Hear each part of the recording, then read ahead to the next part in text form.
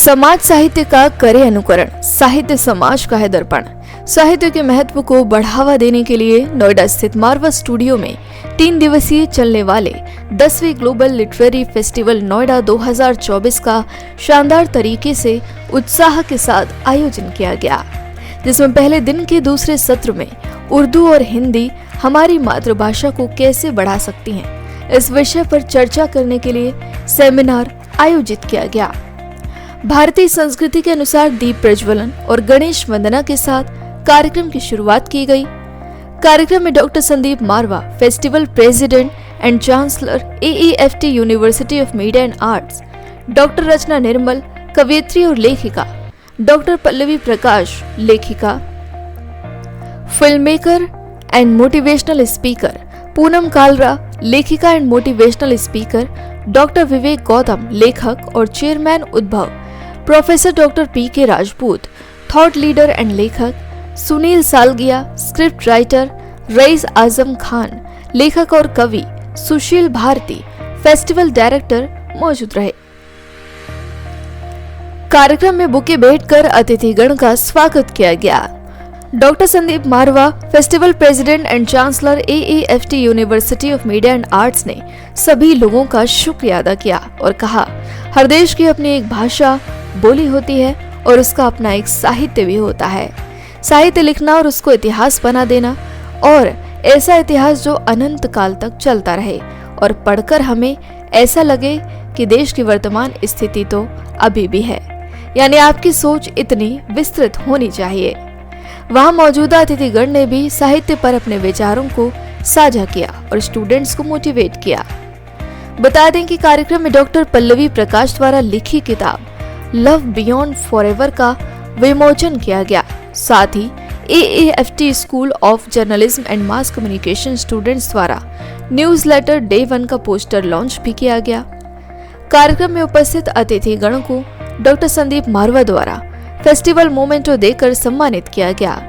साथ ही कार्यक्रम के समापन में सुशील भारती, फेस्टिवल डायरेक्टर द्वारा सभी अतिथिगण और स्टूडेंट्स का धन्यवाद ज्ञापन किया गया।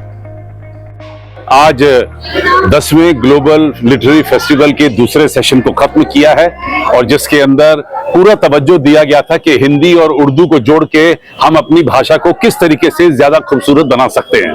बहुत खूबसूरत चर्चा हुई, सभी लोगों ने अपने अपने विचार रखे और हम लोग इसी नतीजे पे पहुंचे हैं कि अब हम उर्दू और हिंदी को हकीकत में अलग नहीं कर सकते, क्योंकि जिस प्रकार से हिंदी इतनी पुरानी भाषा है उसी प्रकार से कई 100 सालों से उर्दू जो है वो हिंदी भाषा से जुड़ी हुई है और हमारी आम जनता जो है और हमारी जो रोजमर्रा की भाषा है उसमें भी हम हिंदी के साथ साथ उर्दू के शब्दों का खूबसूरत तरीके से इस्तेमाल करते हैं। जैसे कि मैं अभी बात कर रहा हूं तो खूबसूरत शब्द उर्दू का है, इस्तेमाल जो शब्द है उर्दू का है, ये खुद ब खुद निकलते हैं, खुद ब खुद ही है अपने आप, फिर उर्दू का शब्द निकलाता है। तो ये हमारी एक रोजमर्रा की जो भाषा है वो इतनी जबरदस्त हो चुकी है कि हम इनको दोनों को अलग नहीं कर सकते।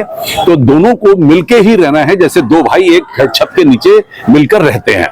और मुझे खुशी है कि देश भर से और दुनिया भर से लोग इस वक्त इस सेशन में मौजूद थे और लोगों ने अपने विचारों को बड़े खूबसूरत ढंग से रखा है, जिसमें तमाम ऑडियंस को बड़ा मजा आया, उन्हें बहुत खूबसूरत बातें सुनने को मिली।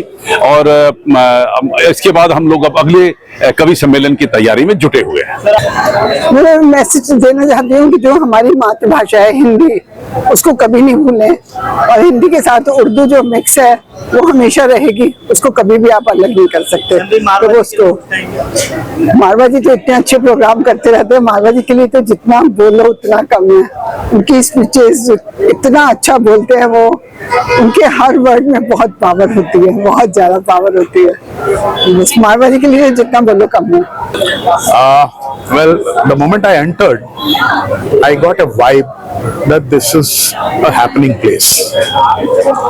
I could see the joy on the faces of the students here and the kind of enthusiasm they had.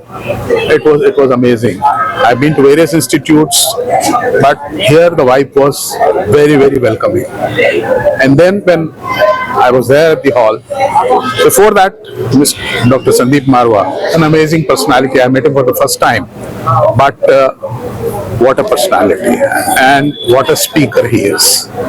So I got to know him, and then when we were there at the session was attended by some very good speakers and people who are very knowledgeable in the field.